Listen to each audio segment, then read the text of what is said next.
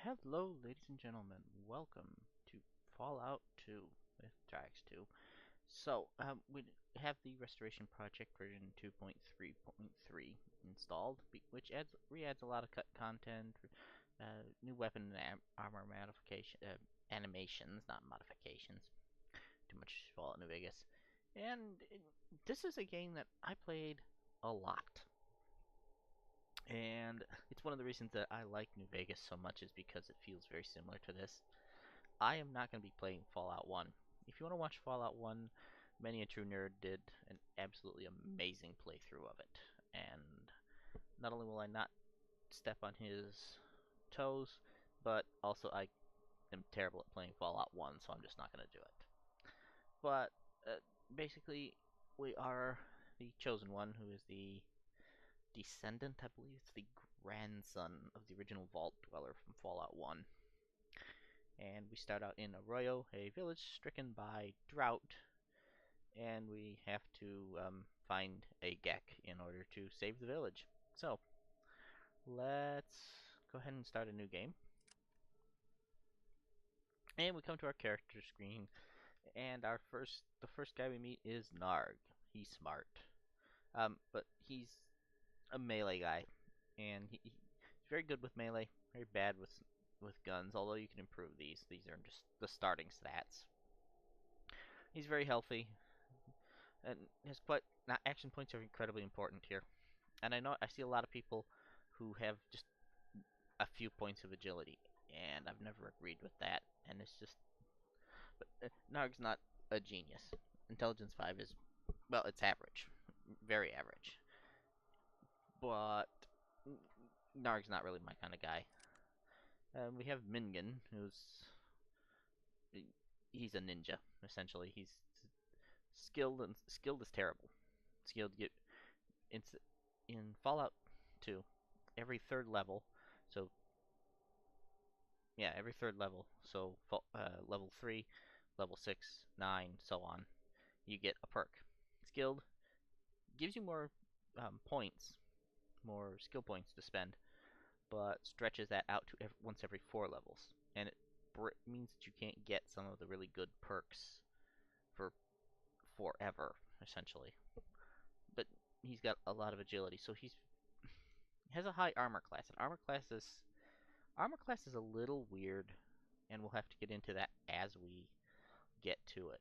But and melee damage of 1, which means that he's really terrible at. But his job is to not not try and kill anybody. And if you play him, you basically want guns, because guns are the thing he's going to need to do damage. But you don't start out with guns, and he's terrible. Small frame's not bad.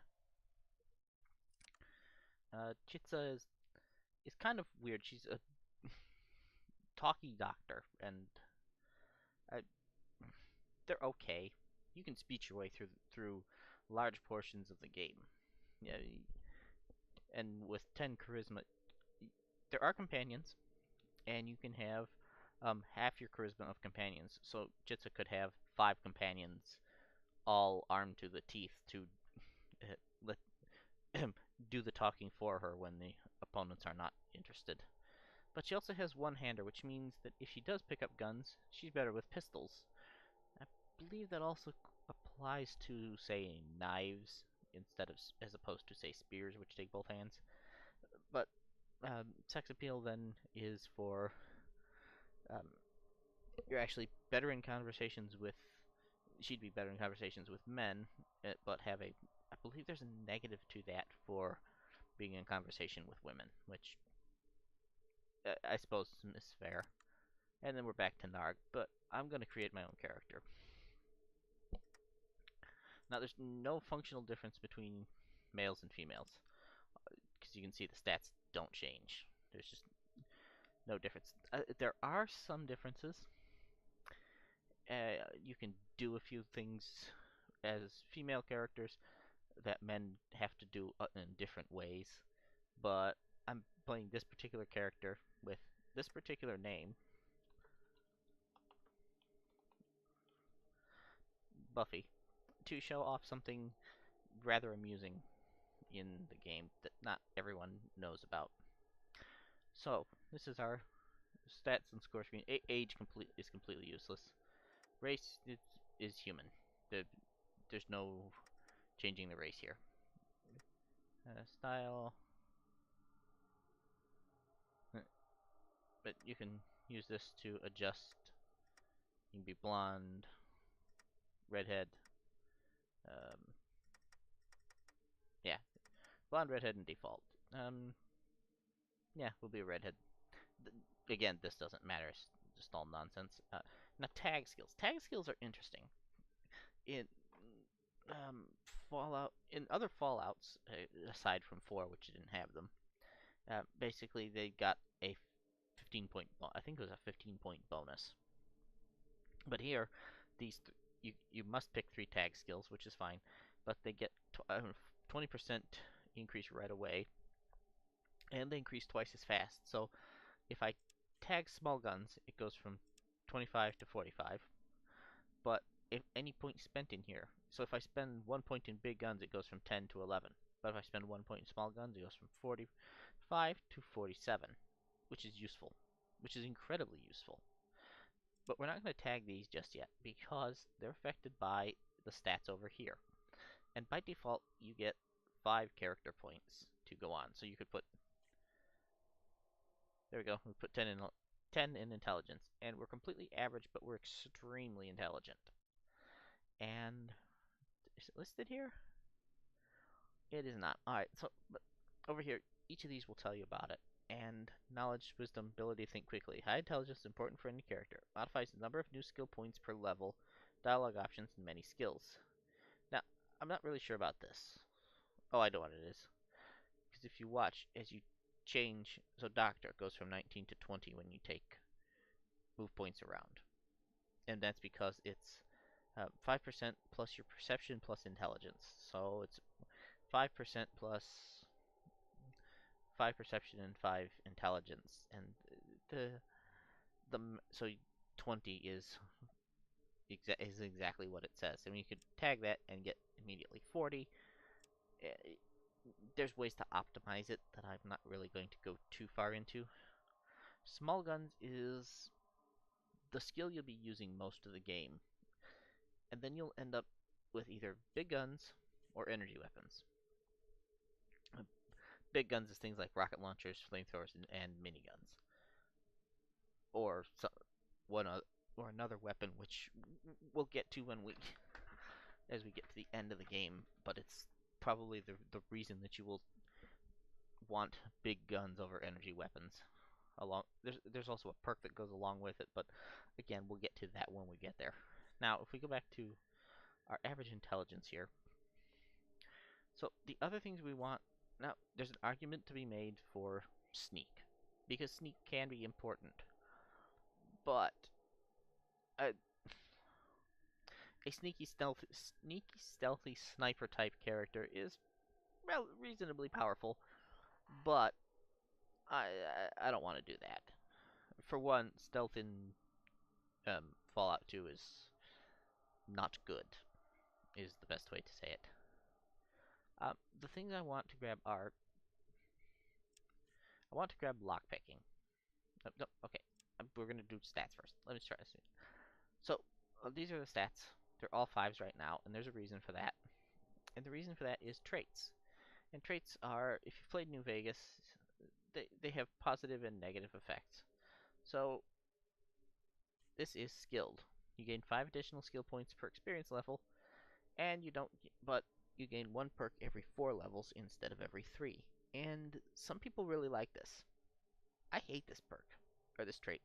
This trait is just awful. I mean, you are going to end up reaching 100 in the... these skills all go up to 300%.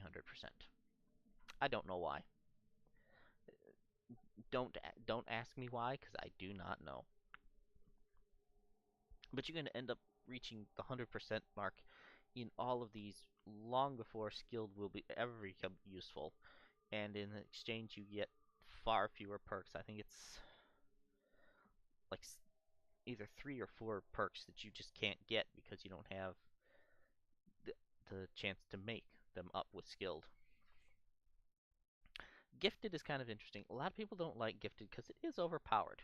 You click this, everything goes up to 6, but you lose 10% on everything that you've got to start with. So those are all nice double-digit numbers, and now we have lots of single-digit numbers. Now, I intend to take Gifted. The other thing I always take is Kamikaze. Now, Kamikaze is interesting. This lowers your armor class to just whatever armor you're wearing, but you're much faster in a combat turn, and speed in a combat turn is essential, because the faster you are, you can act before your enemies, so you can step behind something that blocks their line of sight from you before they can fire back at you, before they get a chance to shoot. And this is absolutely incredibly essential. So we're going to take Kamikaze. The other thing, now there's two options here. There's Gifted, which is again incredibly good. However, if you intend to be a sniper type, you might want Finesse. And Finesse, you don't do as much damage, but you cause more critical hits. Critical hits are how to say. We will find burst fire weapons, and these are weapons that do 10 rounds of damage when you fire a burst, because it will fire 10 bullets, and each bullet has its own separate chance to do a critical hit. So with Finesse, and your critical chance is right here.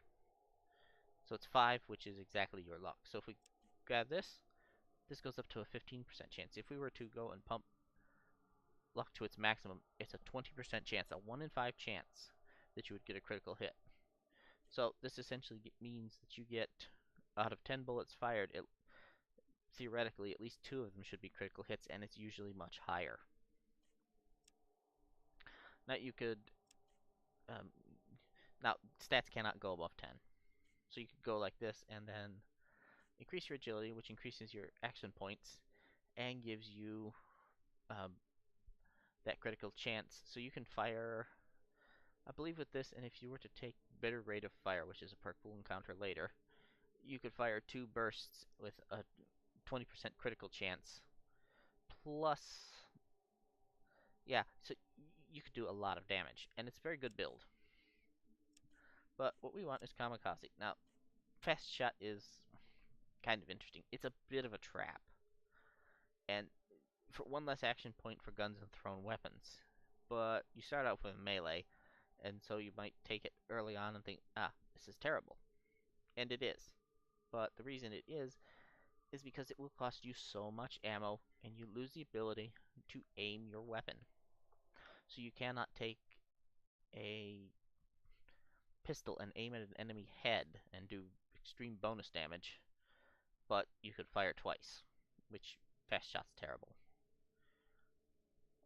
Fast Metabolism is also incredibly terrible, but poison and radiation resistance, yeah, they disappear completely, and we don't want that.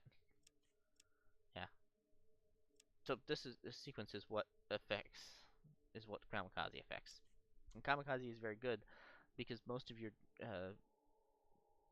damage resistance here comes from armor, and being faster but wearing good armor is a much better option than being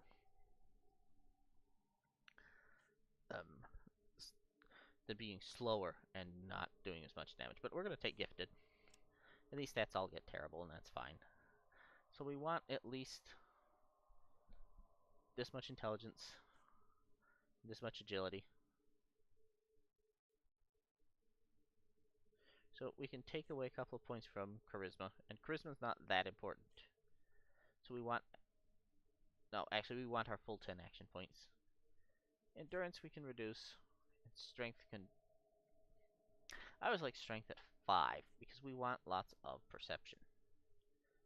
And we need at least 6 luck, because 6 luck is incredibly important. For a perk we will get later, you know what, we'll get 9 intelligence. No, you know what, we only want 9 of the, no, we want full 10. A full 10 agility, and there's a reason for that later. So, we're going to need small guns. We have pretty good unarmed, and the reason for that is agility plus strength. We have good strength and heroic agility, and that means we can basically punch our way through just about anything. Lockpick is perception and agility, and yet it's only 19%. So we're going to grab Lockpick. Lockpick is very important. Now the other thing that's handy early on is science. And science, there's things you can do with science that will allow you more levels, more experience to get more levels, to get more points in other things. And we're going to take this early on, this particular setup. And the reason for that is that this particular setup will get us lots of experience, and also being unarmed, an excellent unarmed character, means that we get lots of, but you'll see in a second.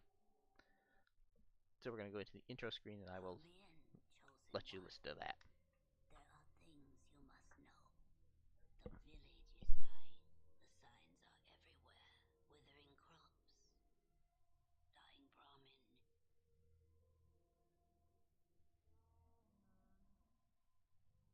Sick children. There is hope, however. A slim hope that few know of. The old discs speak of an item called the Garden of Eden Creation Kit. It is said it can bring life to the wasteland. This will be your quest, if you prove yourself worthy. For that proof, you must first journey to the Temple of Trials. If you survive, come back to me. We will talk more. Our life is in your hands, Chosen One. Prove yourself. Find the Gek. Be our salvation.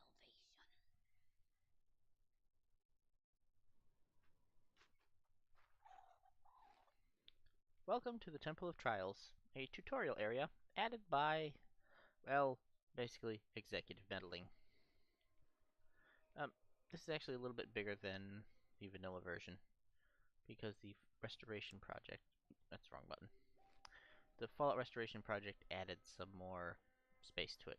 Either that, I think it was that, it might have been the other patch notes. This is, if we right click, we can change from our move character cursor. There's an invisible hex grid, so you can only move on the hexes, but it works pretty well.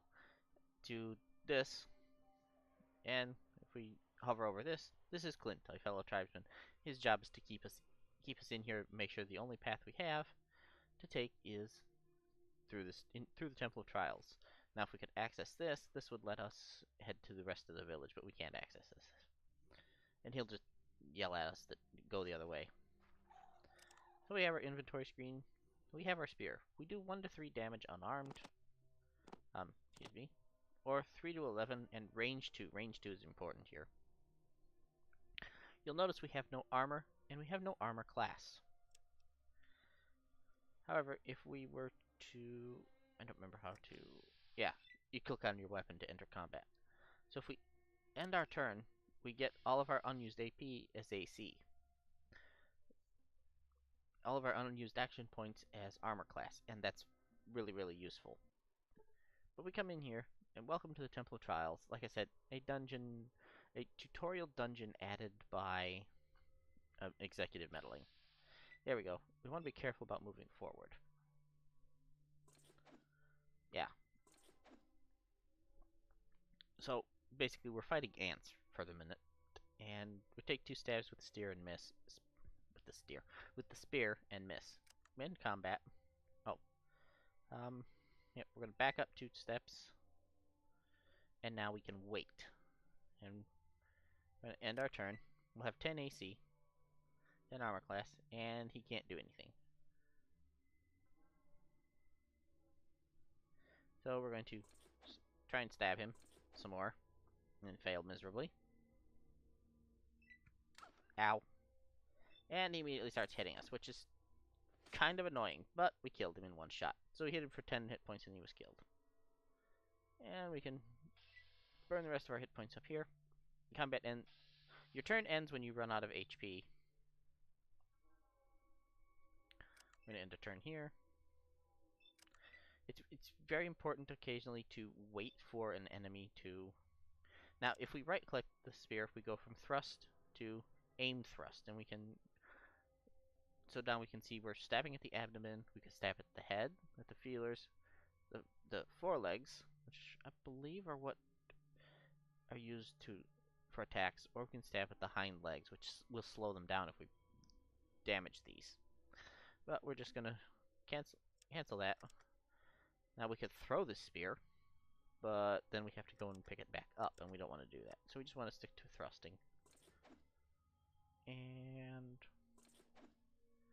Alright, and we're just gonna wait here. He's gonna hit us. These ants are very tough if you're not a melee specialized character. Ow. Stop hitting me. And you can very easily die without ever getting out of the tutorial area. Oh, right, we don't have enough space to use inventory. We're going to switch to punching things, end our turn. So, because we have 50 melee skill, character is free to check, so we have 50 melee skill, or 50 unarmed skill, we get strong kick instead of just regular kick. Excuse me. There we go. We kicked it and killed it. And we can end combat. So, out of there. So, if we use instead... Yeah, punching it's regular punching. It's not a fancy punch. But we can have a strong kick and our spear.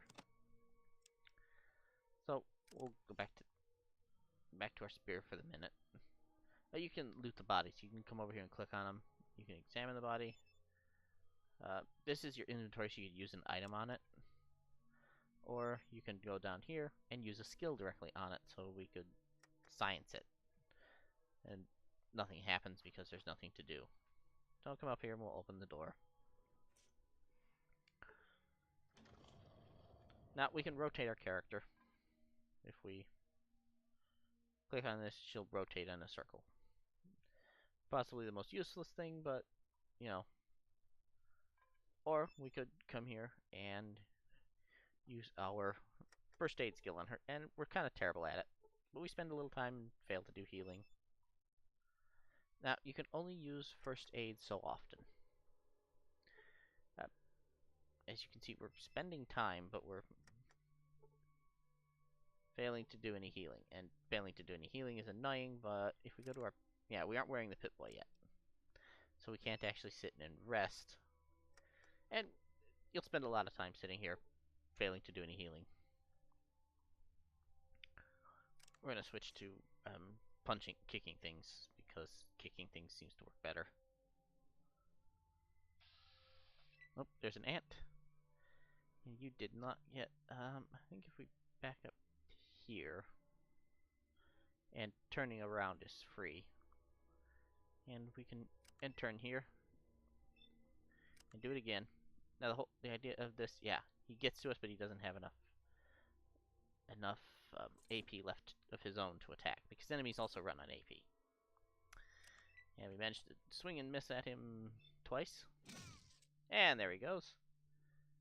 So, we can now move forward with our remaining AP.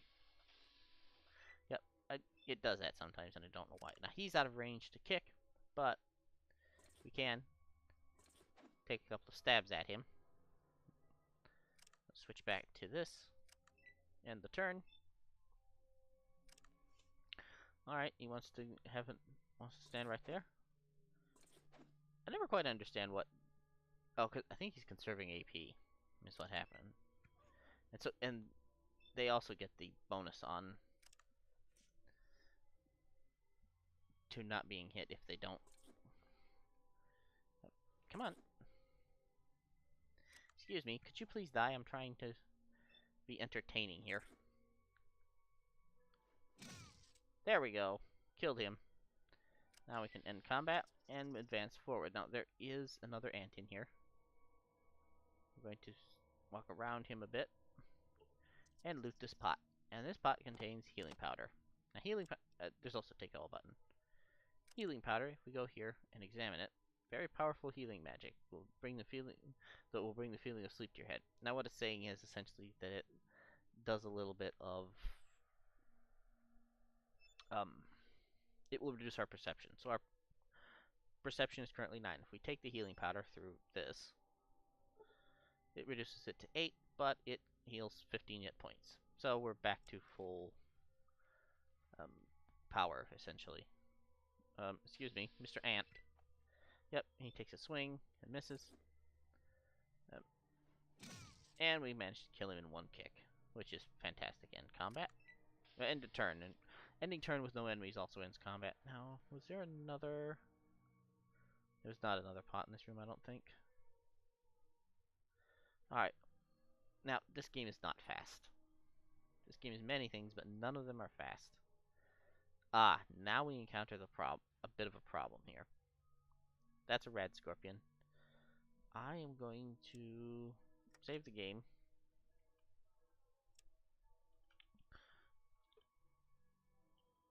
Red scorpions. I think there's only one in this room. Yep, looks like it. Now, he's too far away for us to actually do anything to. But, there's 2 in this room. So, we're going to go ahead and aim at his carapace and throw the spear.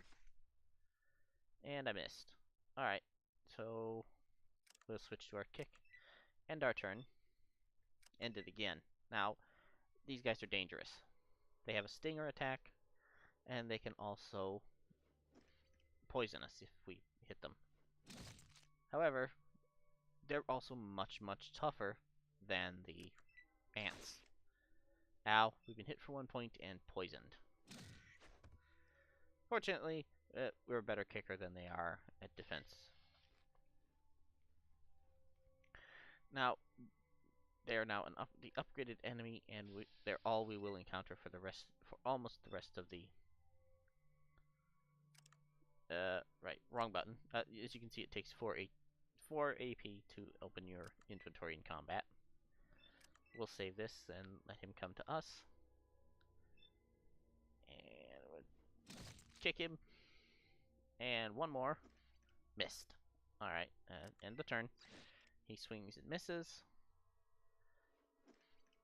Yeah, as you can see down here is your combat log. And this is, where is it? Lesser Scorpion. So these are the little baby scorpions. And they're very dangerous. There we go. And that kick kills him. And our combat. Now, if I remember correctly, yes, red scorpion tails. Now, these aren't really that useful.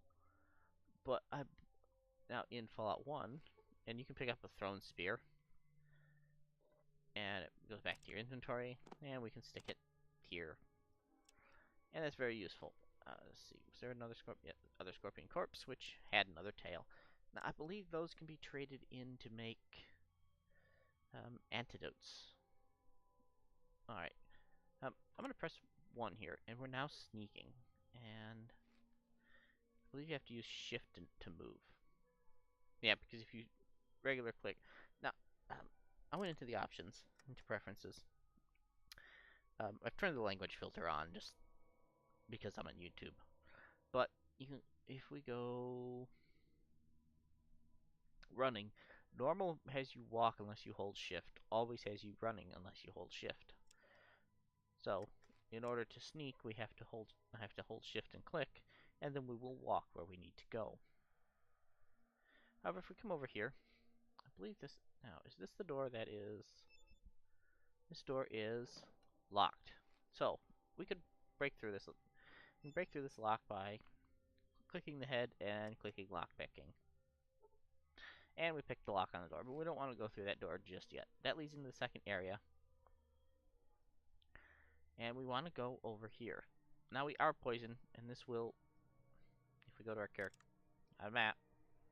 This is a terrible map, by the way, which you can turn on high resolution mode. We don't have a motion sensor. Motion sensor if we have one, will allow us to see enemies, and it would tell us there's 2 enemies in here. But if we go to our character screen, we can see we're poisoned. If the character's been poisoned, poison will do damage over a period of time until cured or it passes from your system. And this isn't very powerful poison. The color of this will change depending on how poisoned you are, and we're not very poisoned. But to cure poison, you need an antidote. So let's kick this scorpion in the face a few times. Or try. That is the advantage of Kamikaze, is getting a second turn immediately. And we kick him and kill him. Huzzah. And our combat. I know there's a second scorpion in here, but we're going to go over here. Where is the... Ah, nope, it's further down here. Yep, there's a stone bench with nothing on it. Yep, and we wait for him to show up. Now, he's still there. So we're going to... Oh, there's 3 scorpions in here. We're going to throw our spear at him, and we missed. And that's fine. Switch back to our kick, end our turn. End it again, and we get our full 10 armor class. Unfortunately, he can't do anything, so we're going to kick him. And kick him again. Or try, and fail. Melee combat, if you're not built for it, is incredibly annoying. This is not New Vegas or even Fallout 4, where you can just manually aim and hit them in the head very hard and kill them that way. There we go. End our combat, and we come over here. Now we can search the bones here and get ourselves a second spear. Now, is this our spear? Yep, we'll pick up our spear. Now this should automatically reload then, because we have... Come on. There we go. Ah, he was close enough to get in a... Yep, we can kick him in. Kick him good, and kick him again. Now you'll notice that we had a 47% chance to hit because he came up and attacked us and used all his AP. We'll end our turn, and we'll immediately get another one at 42, because now his AC has worn off. Or his AC has come back. End our turn. Ow. Stop stabbing me with your stinger. Kick him and kill him. And we've now end combat. And when combat's over, you get experience points. If we go here, we have 450 experience points from killing a whole bunch of scorpions and ants. And we need 1,000 to get to the next level. Now, I know this first episode's going to run a little bit long, and it's fine. And we also got 25 for unlocking this door. But we're going to go to our skill decks and first aid ourselves, and you'll notice it went from 24 to 26 to 24.